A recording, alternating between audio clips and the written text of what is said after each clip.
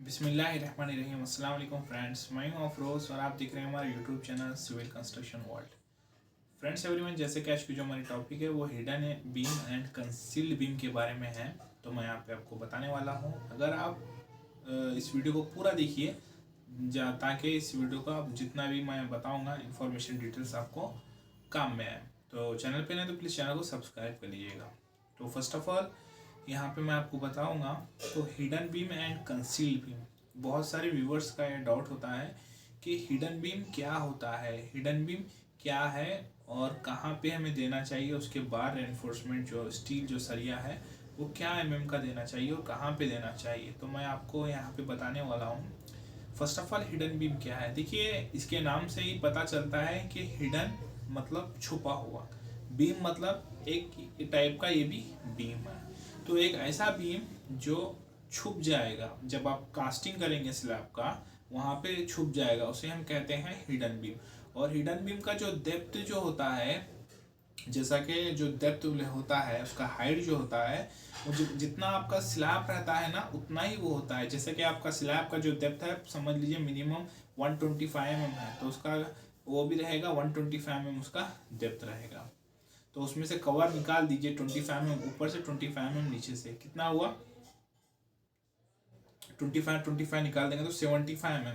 तो 75 mm का 75 mm steel का जो हाइट रहेगा, जो टॉप एंड बॉटम रहेंगे, टॉप एंड बॉटम में 75 mm करके वहाँ पे तो में आपका स्टील का बॉटम एंड टॉप बैठेगा। ऊपर से नीचे से 25 mm छोड़ देंगे, वो कवर रहेगा। तो यहाँ पे अगर समझ लीजिए 150 mm का आपका स्लैब रहेगा तो 150 mm का स्लैब रहेगा, 25 mm निकाल देंगे तो बचेगा कितना 100 mm का वहाँ पे आपका टॉप एंड बॉटम का वहाँ पे आपका स्टील का सेट रहेगा, वहाँ पे स्टील रहेगा आपका और वो बाकी में कवर रहेगा। इसी तरह से अगर 200 mm का आपका स्लैब रहेगा तो वहाँ पे 25 कवर निकाल के वहाँ पे बीम बांध सकते हैं। जितना आपका स्लैब का थिकनेस रहेगा, जितना आपका डेप्थ जो स्लैब का रहेगा उतना ही आपका हिडन बीम का डेप्थ एंड थिकनेस रहेगा। ये था first point. And second point, हमें हिडन बीम देना चाहिए। ऐसी जगह पे हमें हिडन बीम देना चाहिए जहाँ पे समझ लीजिए एक आपका हॉल है 10 बाई 30 फीट का आपका हॉल है, या 10 बाई 20 फीट का है, मैं फीट में बता रहा हूँ। तो देखिए 10 बाई 20 फीट मतलब बहुत फीट लंबाई हो जाएगी।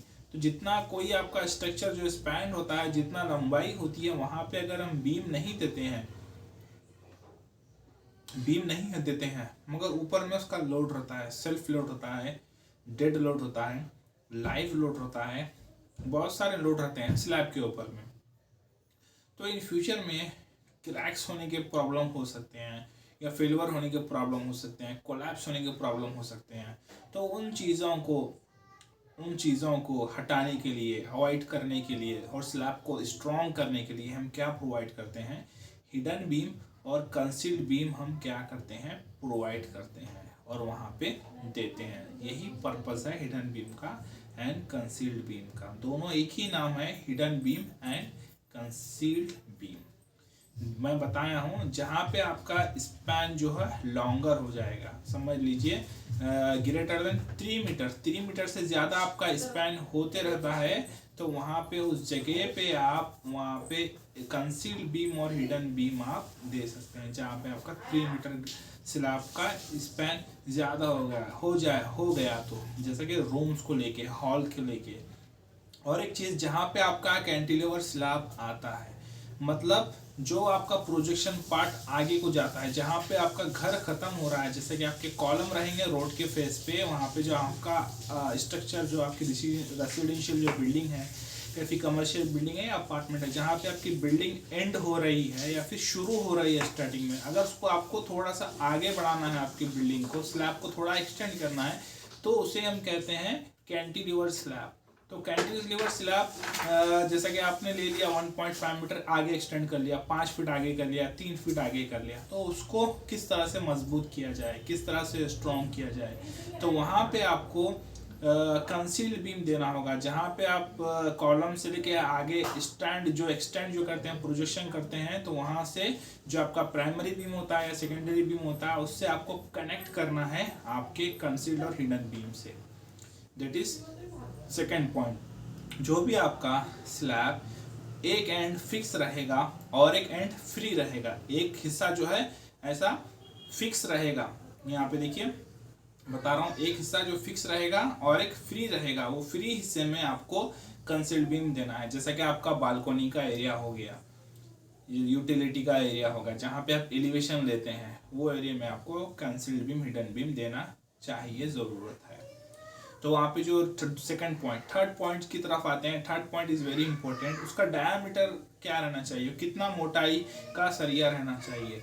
वहाँ पे आपको मिनिमम 12 mm का डाया बार देना चाहिए, 12 mm का वहाँ पे आपको स्टील देना चाहिए, 12 mm का वहाँ पे आपको डायामीटर ऑफ बार देना चाहिए। कितना देना चाहिए, टॉप में आप 3 बार्स दे सकते हैं, बॉटम में 3 बार्स दे सकते हैं, मिनिमम बता रहा हूँ। अगर आपको ज़्यादा करना है तो आप बॉटम में 16 mm के 3 बार्स दे सकते हैं और टॉप में 12 mm के 3 बार्स दे सकते हैं। और उसमें जो रिंग का जो साइज होता है, जैसा कि हम बोल सकते हैं स्टेरअप्स, वहाँ पे 6 to 8 mm यूज़ कर सकते हैं, 6 mm भी यूज़ कर सकते हैं, 8 mm भी यूज़ कर सकते हैं। वहाँ पे कंसील्ड यानी हिडन बीम की लिए मैं बात कर रहा हूँ। तो ये थे उसके फ़ायदे।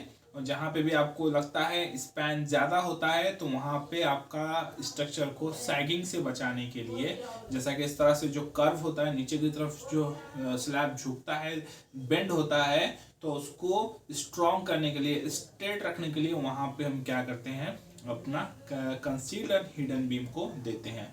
और इसके फ़ायदे बहुत सारे हैं, जैसा कि आपका हॉल का एग्जांपल दिया, जैसा कि 3 मीटर ग्रेटर देन, जैसा कि 6 मीटर हो गया, 20 फीट हो गया, उस बीच में आपने कंसील्ड बीम डाल दिया। कंसील्ड बीम डालने के बाद वहाँ पे आप वॉल भी उठा सकते हैं। जैसा कि आपका नीचे का प्लान था हॉल का, मगर ऊपर का आपका प्लान था वहाँ पे 2 रूम का, तो कैसा करेंगे, तो वहाँ पे आप क्या कर सकते हैं, जब भी आपका फर्स्ट फ्लोर जो रहेगा वहाँ पे आप स्लैब कास्टिंग करते टाइम पे बीच में से आप कंसील्ड बीम हिडन बीम दे देंगे, तो वहाँ पे आप ऊपर में वॉल भी कंस्ट्रक्ट कर सकते हैं। जो भी आपका पार्टीशन रहेगा 4 इंच का वॉल वहाँ पे आप बना सकते हैं। तो ये थी simple topic concealed and hidden beam के बारे में। रिगार्डिंग इसके बारे में आपको जो भी डाउट है आप पूछना है तो हमारे व्हाट्सअप नंबर पे आप कमेंट कर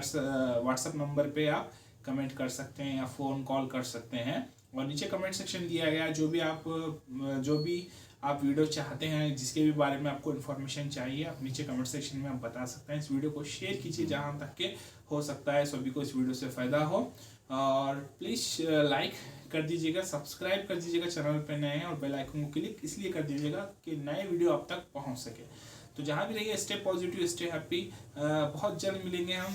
take care yourself, stay positive and stay happy. अल्लाह हाफिज़, take care yourself, bye bye.